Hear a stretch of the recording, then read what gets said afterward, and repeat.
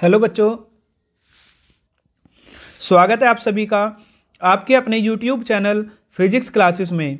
जैसा बच्चों आपको पता है कि हमने चैप्टर स्टार्ट किया हुआ है कार्बन तथा इसके यौगिक, और इसके मैंने आपको 3 क्लास ले ली है।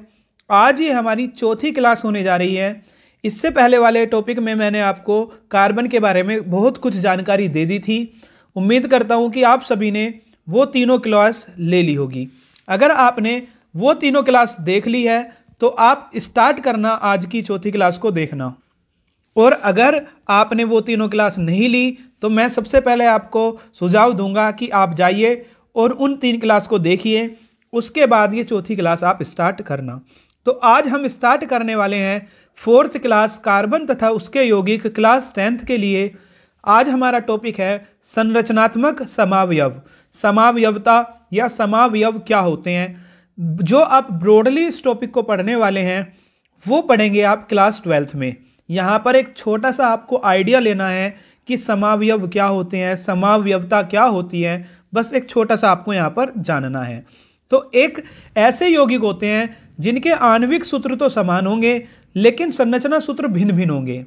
मतलब क्या है कि अगर आप कहें कि आपके पास ब्यूटेन है, मैथ एथ प्रोप ब्यूट, कितने कार्बन है? 4। ठीक है, तो ब्यूटेन एन है तो CnH2n+2, तो C4H10। तो ब्यूटेन का सूत्र होगा आपके पास C4H10, यानी कि कितने कार्बन होंगे इसमें? 4। देखो आणविक सूत्र तो समान है सबका C4H10, लेकिन संरचना सूत्र कैसे बनेगा? पहले आप देखेंगे एन ब्यूटेन, इस तरह से संरचना आएगी। फिर आप देखेंगे आइसोब्यूटेन, उसमें इस तरह की संरचना है। और फिर देखेंगे नियोपेंटेन, पेंटेन तो चलो अलग हो गया, ठीक है। तो आप देखेंगे एक ये संरचना है ब्यूटेन की, एक ये संरचना है, लेकिन सूत्र सेम ही है C4H10। इसमें भी कितने कार्बन है? 4। 1 2 3 4। इसमें भी कितने हैं? 1 2 3 4। तो यहां पर आप देख रहे हैं कि जो यौगिक है उसका संरचना सूत्र तो समान है, लेकिन जो यौगिक है उसका आणविक सूत्र तो समान है लेकिन संरचना अलग अलग आ रही है। तो ये दोनों एक दूसरे के समावयव कहलाते हैं। क्या कहलाते हैं? समावयव। उसी तरह से एक एग्जाम्पल आप ले सकते हैं पेंटेन का। किसका? पेंटेन। पेंटेन का होता है C5H12। क्या होता है? C5H12। मतलब ये है कि पेंटेन में 5 कार्बन परमाणु आपके होंगे। किस किस तरह से संरचना बनेगी इसकी, ये हमें देखना है। अगर आप पहली संरचना देखें पेंटेन की तो इस तरह से बनेगी सीधी श्रृंखला एन पेंटेन। एक कार्बन ऊपर चला जाएगा तो आइसोपेंटेन, और एक कार्बन के चारों ओर कार्बन आ गए तो ये बन जाएगा आपका नियोपेंटेन। तो इस तरह से ये दोनों एक दूसरे के समावयव हैं और ये तीनों एक दूसरे के समावयव हैं। तो ऐसे यौगिक, इनमें संरचना सूत्र तो इनका समान है लेकिन इनके संरचना अलग अलग है। आणविक सूत्र तो समान है लेकिन संरचना दोनों की अलग अलग है, तीनों की अलग अलग है। तो ऐसे को हम बोलते हैं एक दूसरे के समावयव। क्या बोलते हैं? एक दूसरे के समावयव। उसके बाद नेक्स्ट टॉपिक देखते हैं विषम परमाणु एवं प्रक्रियात्मक समूह। विषम परमाणु और प्रक्रियात्मक समूह के बारे में हम पढ़ेंगे। Functional group. देखो हाइड्रोकार्बन श्रृंखला में यह तत्व एक या अधिक हाइड्रोजन को इस प्रकार प्रतिस्थापित करते हैं कि कार्बन की संयोजकताएं संतुष्ट रहती है। ऐसे तत्वों को विषम परमाणु कहते हैं। जैसे आपने देखा कि कार्बन है, इसकी 4 संयोजकता आपको पूरी करनी है तो इसके चारों तरफ आपने हाइड्रोजन लगा दिया। क्या लगा दिया? हाइड्रोजन। दूसरा कार्बन है, इसकी 4 संयोजकता पूरी करनी है तो आपने एकल बंध वाला क्लोरीन लगा दिया चारों तरफ। ठीक है, आपने कार्बन लिया, इसके एक साइड में O लगा दिया, डबल बॉन्ड से होता है, और 2 साइड में H लगा दिए। मतलब आपने अलग अलग परमाणु लिए और अलग अलग परमाणु लेकर इस कार्बन की संयोजकता 4 पूरी कर दी। जैसे इसकी 1 2 3 4, इसकी 1 2 3 4, इसकी 2 3 और 1 4। तो आपको कुल मिलाकर कार्बन की संयोजकता पूरी करनी होती है। जैसे मैं आपको एक एग्जांपल सा दूं, कार्बन मैथ एथ आपने प्रोपेन बना दिया। ठीक है, प्रोपेन है तो सिंगल बॉन्ड होगा।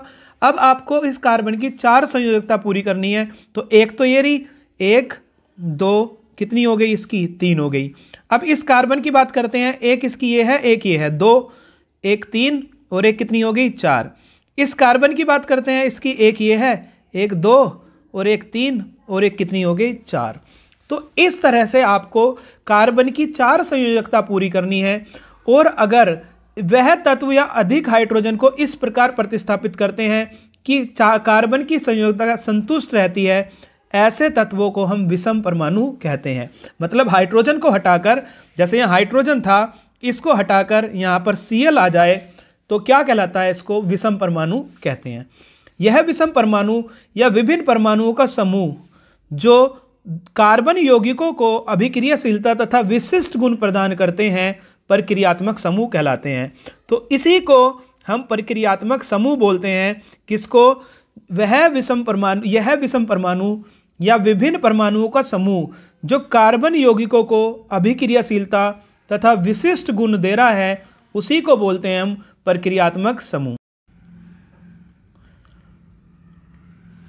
तो आगे आप देखेंगे इसमें कि विषम परमाणु, जैसे विषम परमाणु है आपके पास क्लोरीन या ब्रोमीन या ऑक्सीजन। आपके पास कोई एक विषम परमाणु है ClBr, ये आपके पास एक विषम परमाणु है।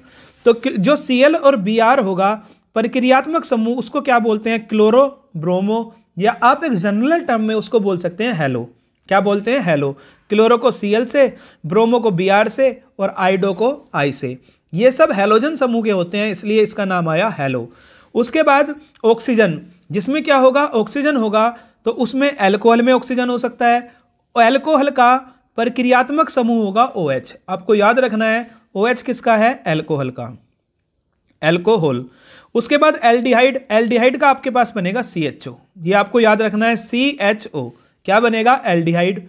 उसके बाद कीटोन का CO, C और O के बीच में डबल बॉन्ड होता है, तो कीटोन का आपके पास क्या होता है? CO।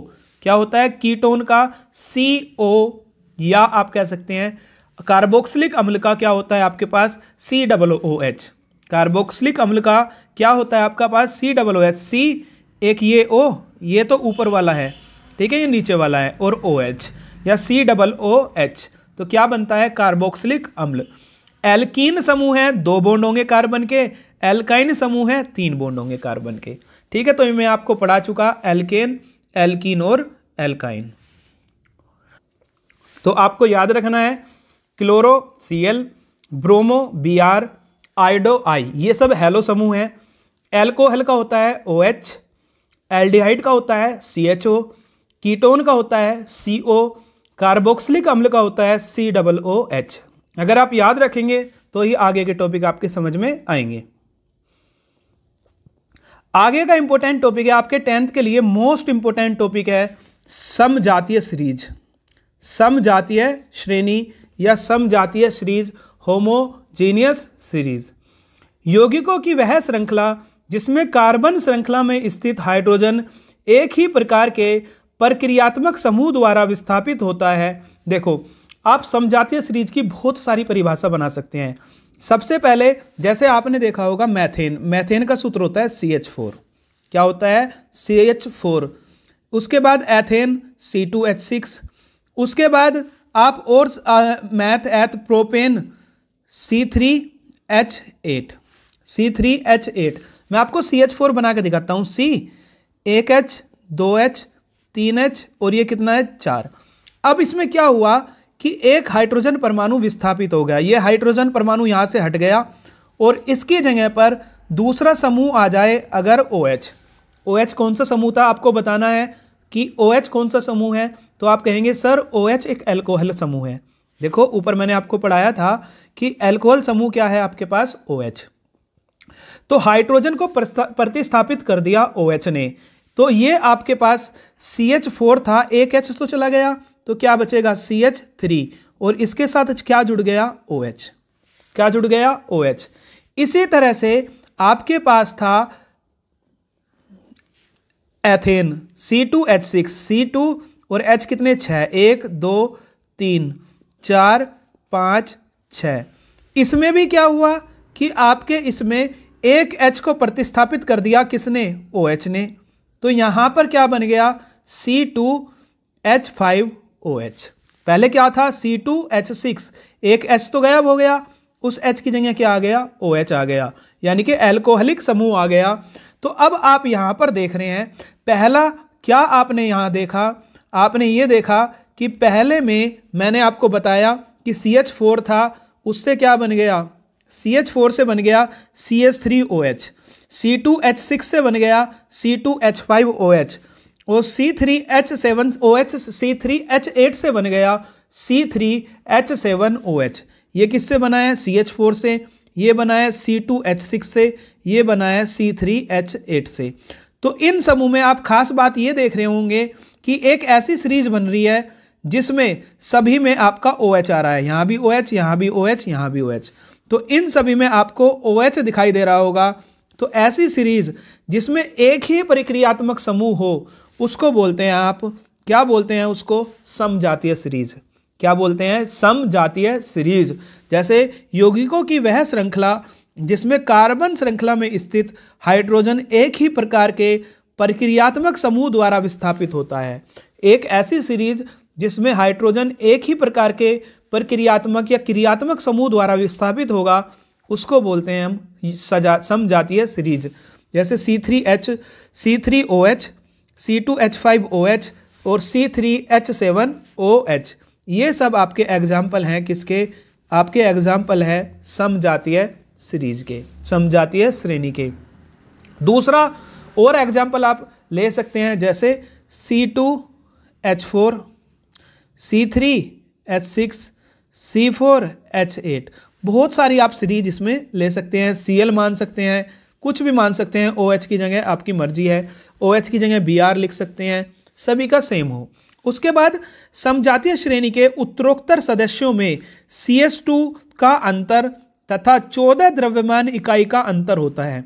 तो अभी आपने एक सीरीज देखी CH3OH, C2H5OH, C3H7OH, पहली सीरीज ये बन गई। दूसरी अगर आपको बनानी है आप बना सकते हैं CH3Cl, C2H5Cl, C3H7Cl, और भी बहुत सारी आप सीरीज बना सकते हैं। तो आप क्या देख रहे हैं, CH3OH में C2H5OH बना तो कार्बन इसमें 2 थे, इसमें 1 था, तो कितने का अंतर है, 1 का। इसमें H5 थे, इसमें 3 थे, तो कितने का अंतर है, 2H का। इसमें 1 OH, इसमें भी 1 OH, तो कोई अंतर नहीं OH में। इन दोनों में देखते हैं, इसमें कार्बन 3, इसमें 2, तो कितने का अंतर है, 1 कार्बन का। इसमें हाइड्रोजन 7, इसमें हाइड्रोजन 5, तो कितने का अंतर है, 2 का। इसमें भी 1 OH, इसमें भी 1 OH, तो कोई अंतर नहीं। तो इसके सदस्यों के बीच में कितने का अंतर आ रहा है, CH2 का। ऐसी आप यहां पर देखेंगे, 2 carbon 1 carbon C, 5 hydrogen 3 hydrogen 2 H2 और Cl 1, इधर भी 1, कुछ नहीं, अंतर नहीं। इन दोनों में भी अंतर कितने का, CH2। आगे वाले में भी अंतर देखोगे CH2, इसके आगे वालों में भी अंतर देखोगे CH2। तो जो आपके पास समजातीय सीरीज होगी, समजातीय श्रेणी होगी, उसमें आप देखेंगे कि किन्हीं भी क्रमागत 2 सदस्यों के बीच का अंतर कितना होता है, CH2, C का परमाणु भार होता है 12, हाइड्रोजन का 1 होता है, तो हाइड्रोजन के 2 हैं, 12 और 2 कितने हो गए, 14। तो 14 द्रव्यमान इकाई का अंतर भी बोल सकते हैं या CH2 का अंतर भी बोल सकते हैं। तो ऐसी सीरीज आपकी कहलाती है समजातीय सीरीज या समजातीय श्रेणी। बहुत ज़्यादा क्वेश्चन आपसे पूछा जाता है 10th क्लास के एग्जाम में। उसके बाद इन सदस्य को प्रक्रियात्मक समूह विशेषताएं प्रदान करता है, फलस्वरूप ये सदस्य समान रासायनिक गुणधर्म तथा भिन्न भौतिक गुणधर्म दर्शाते हैं। तो अब आपको ये लिखना है कि इन सदस्य में सभी में एक ही प्रकार का क्रियात्मक समूह है जो इनको विशिष्टता प्रदान कर रहा है। इसका मतलब इनका रासायनिक गुण तो समान होगा, इन सभी का रासायनिक गुण क्या होगा, समान, लेकिन भौतिक गुण कैसे होंगे, अलग अलग पाए जाते हैं। ये कुछ आप इसके प्रॉपर्टी, समजातीय सीरीज की प्रॉपर्टी या गुण देख रहे हैं। उसके बाद सदस्यों के अणु द्रव्यमान में अंतर होने के कारण इनके भौतिक गुणधर्म में अंतर आ जाता है। तो अभी मैंने आपको बताया इनकी भौतिक गुणधर्म क्या होते हैं, अलग अलग। अणु द्रव्यमान के बढ़ने के कारण सदस्यों का गलनांक व क्वथनांक बढ़ता है। इनका गलनांक और क्वथनांक अगर आप इसकी बात करेंगे, इसकी बात करेंगे, इसकी करेंगे, इसकी, तो सबसे ज़्यादा गलनांक क्वथनांक इसका आएगा। तो आपसे क्वेश्चन किस तरह से पूछा जाता है कि समजातीय श्रेणी से आप क्या समझते हैं, इसकी कोई 3 विशेषताएं लिखिए। तो ये सब मैंने आपको इसकी क्या कराई है, विशेषता कराई है। इंपॉर्टेंट क्वेश्चन है, पूछा जाता है। उसके बाद आपका टॉपिक आता है कार्बनिक यौगिकों की नाम पद्धति। कार्बनिक, इतने ज़्यादा कार्बन के, कई लाखों कार्बन के यौगिक है, तो उनको किस तरह से नाम देना है, किस तरह से उनके, अगर आप जनरल नाम सभी के रखेंगे, एक ही जैसे नाम रखेंगे, जैसे खट्टा है तो आप रख देंगे क्या सिट्रिक एसिड पाया जाता है, ये वो, अगर एक ही जैसे नाम रखेंगे तो दिक्कत हो जाएगी, कहाँ तक आप लाखों के नाम छाटेंगे। तो क्या हुआ, एक पद्धति विकसित हुई इनके नाम रखने की, जिसको बोलते हैं IUPAC पद्धति। क्या बोलते हैं, IUPAC पद्धति। तो इसी IUPAC पद्धति को हमें इसमें देखना है।